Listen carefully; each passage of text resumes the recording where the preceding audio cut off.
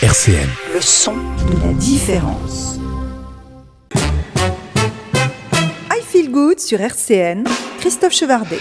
Bonjour à toutes, bonjour à tous, bienvenue dans I Feel Good. 30 minutes pour profiter des ondes positives de mon invité, 30 minutes pour aller à la rencontre d'une femme cette fois-ci, 30 minutes où on va prendre le temps de s'arrêter et de rencontrer. Madame, mesdemoiselles, messieurs, elle a la réputation d'être une femme déterminée. On va essayer de savoir pourquoi. Madame, mesdemoiselles, messieurs, c'est Françoise Soliman, mon invité. Et Françoise Soliman, c'est Madame le Préfet. Bonjour et bienvenue. Bonjour à vous. Déterminée, ça vous va, ça ? Oh oui, je pense que ça me correspond bien. Quand on vous voit prendre la parole, c'est déterminé. Vous prenez le micro, vous y allez, depuis toujours. Oh, depuis toujours, je sais pas, mais je pense qu'au fond, il devait y avoir plein de petites cellules qui étaient comme ça, et puis la vie vous polie, vous change, et probablement que ce qui est au fond rejaillit et devient sans doute la caractéristique de votre caractère, oui, je pense. Alors, Madame le Préfet, vous avez accepté de participer à une émission qui n'est pas facile, parce que le but du jeu, c'est pas Madame le Préfet qu'on va recevoir, c'est Françoise. Eh ben, Françoise est prête. Alors, elle nous vient d'où, Françoise ? Elle forge son histoire dans quel territoire, avec quelle famille, avec quels amis, avec quel réseau ? Alors, je suis une fille de l'Ouest. Mon père était breton, ma mère poitevine. Donc vous voyez, on est le drapeau breton, vous l'avez vu tout de suite à la radio. Le Guanadou, je l'ai reconnu, oui, tout de suite. Et donc, oui... c'est ça, c'est les Bretons, le côté... Oui, un peu. Et voilà, des parents plutôt issus de familles fonctionnaires. Mon grand-père était prof de fac, mon autre grand-père était dans les finances publiques. J'ai un père qui était dans la préfectorale. Une mère qui à l'époque, dans ces temps-là, ne travaillait pas. Donc, et moi, fille unique au milieu de tout ça, avec les ambitions sans doute paternelles, qui disaient ma fille sera préfet, et le pauvre n'a jamais vu ça. Et je suis devenue préfet, mais beaucoup plus tard, et pas du tout, je pense, comme je l'aurais été si des choses avaient été faites beaucoup plus naturellement, c'est-à-dire que si j'avais fait l'ENA, voilà. On en reparlera, je pense, bien après. Ça, c'était des choses possibles, l'ENA, ou c'était des choses que vous aviez envie de faire ? Alors, j'ai toujours... Gamine. Non, gamine, j'ai toujours voulu faire Sciences Po, ça c'est clair. Ah oui. À 11 ans, je savais que je voulais faire Sciences Po. Après, l'ENA, c'était très, très loin. Après... Oui, quand on est à Sciences Po, quelque part, on se dit oui, c'est la voie royale, c'est normal. Et puis, des événements extérieurs ont fait que c'était pas forcément ma voie. Et probablement qu'à la relecture, un peu presque 40 ans plus tard, je dirais que j'ai eu raison de persévérer dans la voie que j'ai prise. Alors cette date-là, on tourne autour du pot, c'est vraiment cette date-là qui est marquante. Vous y arrivez tout de suite à votre première date. J'arrive pas à aller avant. Vous m'énervez, Françoise, puisque j'ai décidé de vous appeler Françoise. Voilà. Vous m'énervez parce que cette date, elle est vraiment importante dans votre vie, c'est ça ? Je pense que c'est la bascule de ma vie, oui, bien sûr. La bascule de ma vie parce que je devais représenter l'ENA. J'avais été collée en 87 à l'oral. C'était le 22 mai 1988. Voilà. Et donc, en attendant, je m'étais dit, j'en ai marre, ma prépa ENA, je ferai en travaillant à mi-temps. Et donc, j'ai travaillé pour un groupe politique au Sénat, et c'était une année d'élection présidentielle. Donc, un peu comme vous, je rédigeais un journal de campagne pour un candidat. Et c'était passionnant. J'ai eu le virus, voilà. Ça s'appelle vraiment le virus de la politique qui, quelque part, devait exister un peu quand même. Et puis, le candidat que je soutenais a perdu. Et le président du groupe pour lequel je travaillais était ministre à l'époque et est revenu au groupe perdant lui aussi. Et donc il est rentré, ça devait être début mai, je pense, oui, ça devait être après les élections, donc le 8 ou le 10 mai. Et le 22 mai, il m'a convoqué, comme il a convoqué l'ensemble des gens qui travaillaient au groupe. Il ne me connaissait pas à l'époque. Il ne vous connaissait pas ? Ah non, il ne me connaissait pas, puisque moi j'étais arrivée, il était ministre de l'Intérieur, et moi j'étais pas du tout... Dans l'équipe de campagne et tout ça ? Non, j'étais dans l'équipe du candidat, mais comme quelqu'un qui gratte, voilà. Et il me dit qu'est-ce que vous comptez faire, Françoise? Lui aussi, il m'appelait Françoise. Et je lui dis écoutez, monsieur le ministre, c'est tout tracé. En septembre, on est en mai, je représente l'ENA. Et il me dit à quoi ça sert, l'ENA? Qu'est-ce que vous allez faire avec l'ENA? Là, je dis, ça vous donne savez... une idée du personnage, là, quand même. Et donc, je lui dis, oui, mais enfin bon, c'est une promesse, etc. Il me dit, écoutez, vous avez le week-end de Pentecôte. C'était Pentecôte, hein. Vous avez le week-end de Pentecôte pour réfléchir et si vous persévérez, très bien. Mais si vous souhaitez vraiment vivre une vie intéressante, voilà, je vous propose d'être responsable du législatif, donc qui était le groupe législatif, avec 6 chargés de mission au groupe RPR du Sénat. Et donc, tout un week-end, j'ai réfléchi, j'ai demandé conseil à mon père, qui m'a dit, si tu fais ça, je ne te parlerai plus jamais. Ça a tenu 6 mois. Enfin, il m'a pas parlé pendant 6 mois, quand même. Elle est breton, quand même. Breton, quand même. Et voilà, j'ai fait le bon choix. Parce que... Attendez, vous êtes quand même complètement cinglé, si je puis me permettre, quand même. Non, vous avez la possibilité. Mais si, quand même, parce que là, faire l'ENA, c'est faire l'ENA, quand même. C'est la garantie. Par rapport à un engagement politique qui est le vôtre, citoyen aussi, l'ENA, ça ouvre toutes les portes, quoi, voilà. Alors que travailler pour un groupe politique au Sénat, pardon pour la fonction, mais ça n'a pas la même perspective d'avenir, quand même. Ah, c'est l'adrénaline. Ah. C'est l'adrénaline. C'est ça qui vous guide, alors? Ah oui.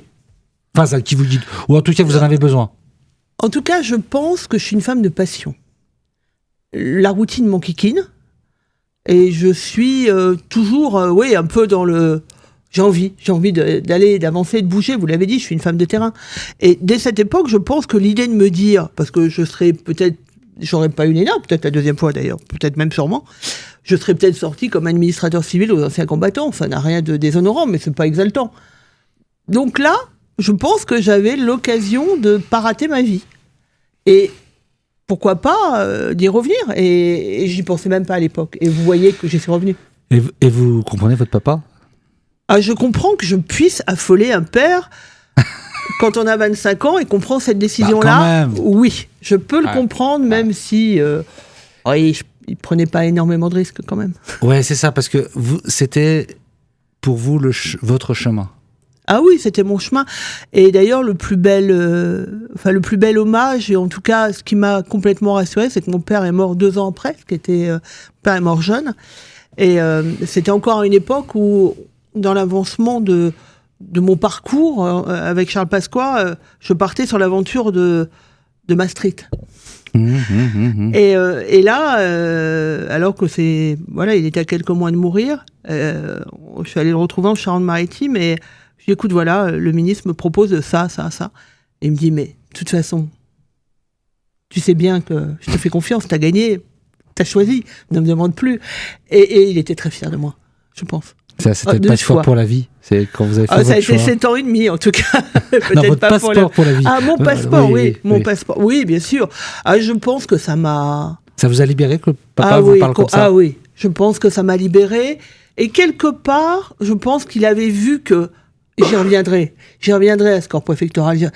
Il avait, je pense que, voilà, avec cette fulgurance, quelquefois, qu'ont les gens qui sont au seuil de leur vie, je pense qu'il a eu cette fulgurance-là, ouais. Et ça m'a porté tout le temps. Alors, le papa, on parle un peu de Charles Pasqua. C'est un personnage qui vous a... Il m'a appris le boulot. Ouais. Je pense qu'il a été un formidable professeur, à la fois exigeant, paternel, motivant. Oui, je pense, ma leçon de vie professionnelle, c'est Charles Pasqua. Et tous les jours, il y a un moment ou un autre où je pense à lui, où je me dis, oui, c'est les fondamentaux, en tout cas. Madame le préfet, quand... C'est plus Françoise, là. Hein, non, justement, vous avez bien senti, je préparais le terrain, voilà. Madame le préfet, ça rigole pas avec la sécurité en Meurthe-et-Moselle depuis que vous êtes arrivé. C'est quelque chose qui vous tient à cœur. Pourquoi? Expliquez-nous la place de la sécurité dans votre rôle, dans votre mission de préfet. Écoutez, je pense que sans sécurité, il n'y a pas de vie en liberté. Il n'y a pas de choix de vie. Dans des quartiers où on voit que les gens sont tenus, où il y a de l'économie souterraine, je pense que malheureusement, ces jeunes-là n'ont pas le choix d'en sortir parce que il y a cette pesanteur, il y a ce fric facile, il y a tous ces gens qui les entourent et qui leur montrent pas une image digne d'une société. Donc je pense que si on ne donne pas à ces jeunes, si on ne donne pas à ces gens qui sont à un moment de leur vie ou aussi ils font un choix, si on ne leur donne pas les conditions de le faire sereinement, donc sans trafic, sans problème de délinquance, etc., on leur enlève cette possibilité de vivre notre vie. Donc pour moi, il n'y a pas de vie économique, il n'y a pas de vie culturelle, il n'y a pas de vie intellectuelle sans sécurité. Et Françoise, vous n'avez pas l'impression que c'est un peu un autre temps ? Aujourd'hui, c'est plus comme ça que ça fonctionne, la société ? Je pense que ça fonctionnera toujours comme ça. Et je pense que c'est justement en baissant les bras... C'est un fondamental de l'être humain, du vivre ensemble ? Bien sûr. Bien sûr. Enfin, moi, j'ai eu des postes où j'ai vraiment vu des quartiers qui pouvaient être en déshérence, des gens qui avaient la tête tournée par des idées qui étaient très loin de nos valeurs fondamentales. Et je pense que c'est pas être vieille con ou rétro. Ou, je l'ai pas dit quand même. Non, mais vous le pensiez. Et je pense que pour moi, c'est l'un des combats qui va... Et quand je dis la lutte contre le trafic des stupéfiants, c'est la mère des batailles, je le pense vraiment. Quand je regarde un peu votre pédigré, je vois... la sécurité, c'est un domaine qui vous a... Mais pas que. Et pas que, justement, j'allais y venir, justement, ne vous impatientez pas. Je disais, chargé de mission à la présidence du Sénat en 1999, sécurité, politique de la ville et affaires sociales. Justement, j'allais vous tendre la perche. Allez-y. Non, mais tout à fait. Vous voyez que c'était bien... Voilà, les domaines de compétences, ils sont bien liés. Évidemment que travailler sur la sécurité, c'est aussi travailler, vous l'avez vu, on est dans un quartier où justement la politique de la ville, elle travaille formidablement. L'ANRU fait un boulot extraordinaire avec les collectivités locales. Alors, l'ANRU, c'est la rénovation urbaine. Hein, oui, l'Agence nationale de rénovation urbaine. On transforme des quartiers. Et en transformant des quartiers, on les change aussi. On les change en offrant, voilà, on les embellit, on les ouvre sur l'extérieur. On enlève ce ghetto qui probablement a présidé à l'architecture des années 60-70. C'est tout ce qu'on est en train de retravailler. Donc ça, c'est une vraie suite logique. Et je pense que dans la sécurité, il y a effectivement ce volet de vouloir donner ses chances, d'arrêter les luttes. Et puis derrière, d'ouvrir par les associations. Moi, je trouve que le boulot des assos dans les quartiers, c'est formidable. Il y a des gens admirables. Et tous ces gens-là, il faut les encourager. Et moi, j'essaie de le faire à mon modeste niveau. On a parlé de la sécurité, on a parlé du vivre ensemble. 2 secondes sur la poésie. Ou la philosophie, ou la réflexion. C'est quelque chose où vous avez encore le temps de goûter, de savourer, de profiter. Alors, il n'y a pas un soir où je ne lis pas. Oui, mais vous lisez quoi ? Le Point, Libé Non, je peux lire des très bonnes biographies, des romans. Et puis, moi, mon évasion, ça passe aussi par les sorties culturelles. C'est beaucoup d'opéra. C'est aussi la course à la brocante, parce qu'on est des passionnés d'antiquité. D'aller dans les vides-greniers trouver des petits miracles. Ah, voilà. Vous chinez ? Ah oui, on adore ça. Ouais. Et voilà, c'est des moments de suspension de stress. Et évidemment que si on réfléchit pas et si on s'aère pas l'esprit, on devient fou. I Feel Good sur RCN. Christophe Chevardet. Nos plus belles années. Pourquoi ce choix, Madame le Préfet ? Parce que d'abord, j'aime beaucoup la poésie. Vous parliez de poésie avant qu'on se quitte. De poésie. Et je trouve que Grand Corps Malade a cette suprême élégance de manier la poésie, mais une poésie abordable. Et puis, nos plus belles années, c'est à la fois un mélange de regrets, mais d'espoir, de passé qui vous construit l'avenir. Donc, ça correspond bien à mes états d'âme. Voilà. Alors, c'est dans votre histoire, c'est pourtant pas une des plus belles années. C'était mars 2012. C'est une date importante dans votre vie pour autant. Pourquoi ? Oui, 19 mars 2012, c'est l'affaire Mera. Et donc, c'est le premier acte de terrorisme d'ampleur en France, parce que l'on dénommait à l'époque les loups solitaires. J'étais secrétaire général de la préfecture de la Haute-Garonne, et j'étais à l'époque, je remplaçais mon préfet qui était en congé.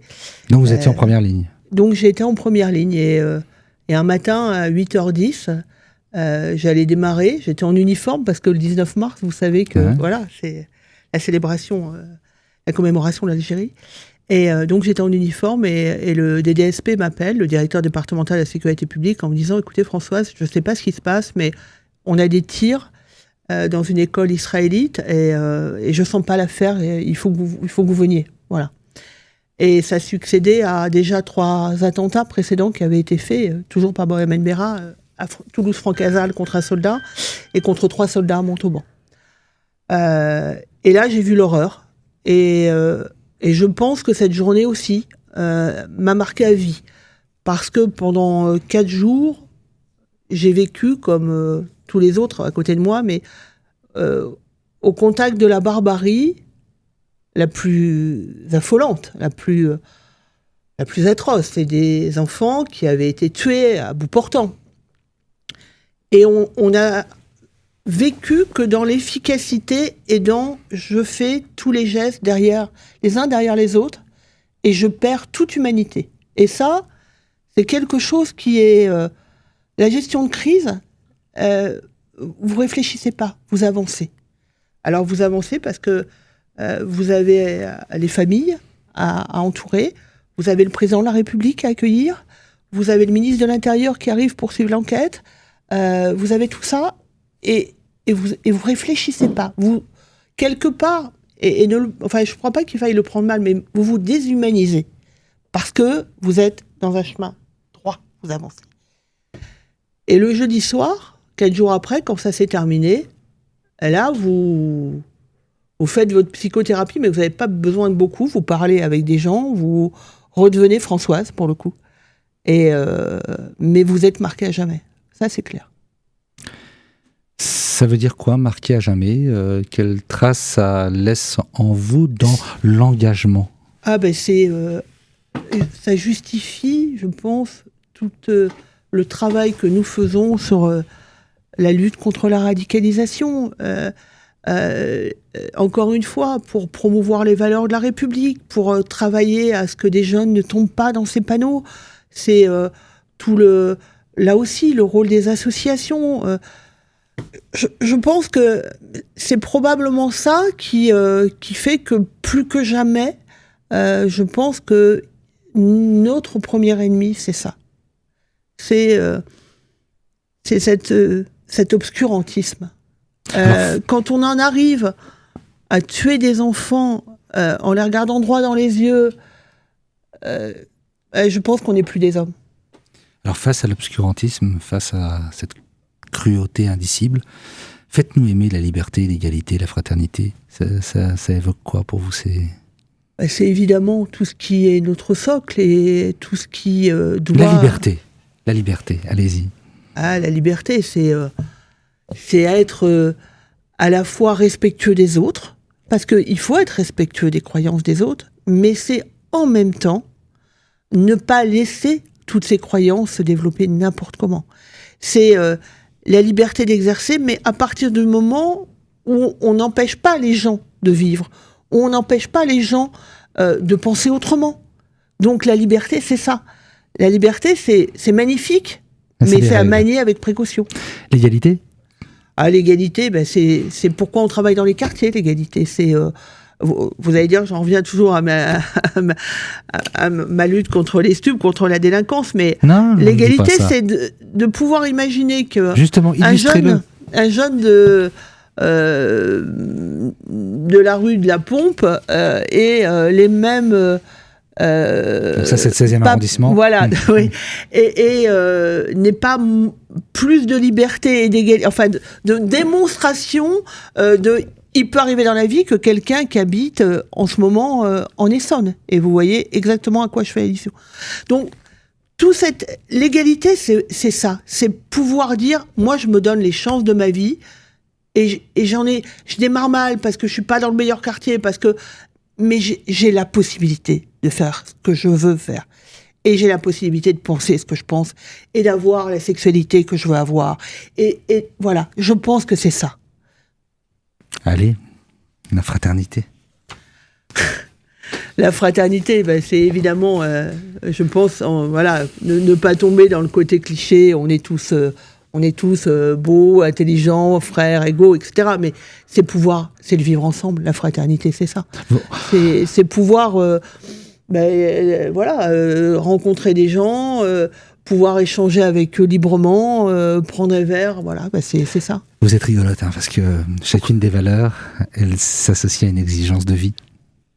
Que ce soit la liberté, l'égalité, la fraternité. Rien n'est donné. C'était votre... je suis un peu perturbé, vos 3 dates importantes. Allez, la 3e date importante, elle est toute récente. Oui. Elle est pleine... Alors, je l'ai vue sur les réseaux sociaux, je ne pensais pas que vous alliez la donner. Elle était effectivement pleine d'émotions. C'est la remise d'un insigne. Le 6 avril, donc samedi dernier.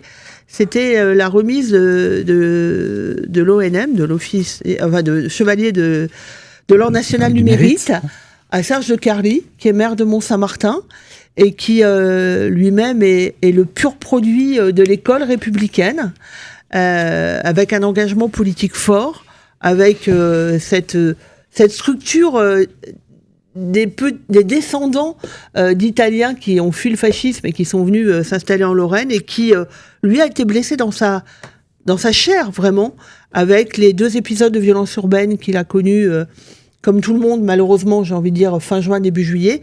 Et puis, une nouvelle fois, le 13 juillet, avec son école, l'une de ses écoles qui a brûlé. Et quand j'ai été nommée en Meurthe-et-Moselle, c'était le 13 juillet.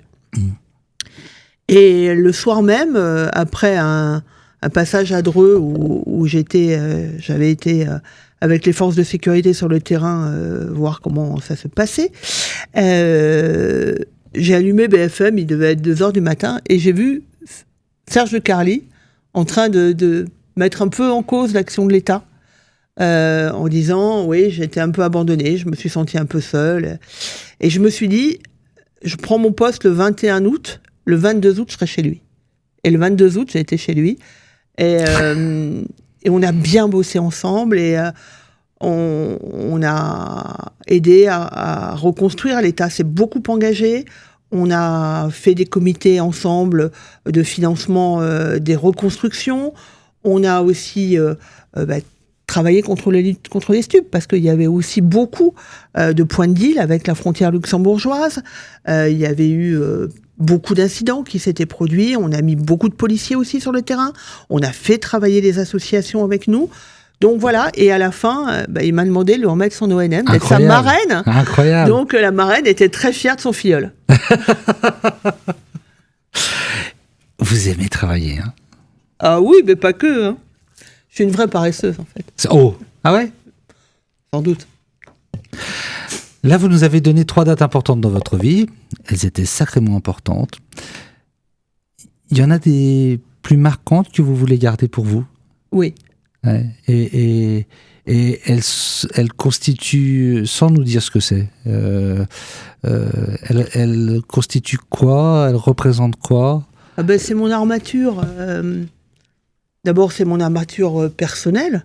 C'est à la fois, des choses que je veux pas révéler, parce que c'est ma vie privée, mais c'est aussi, ce passage de parents qui sont partis, de vie qui a continué. C'est vrai que on est fait de ce que les autres nous font, et je pense que moi, je suis une série de femmes. C'est très drôle, mais j'avais une arrière-grand-mère, une grand-mère et une mère qui étaient des très fortes femmes, très fort caractère, chacune dans un genre différent.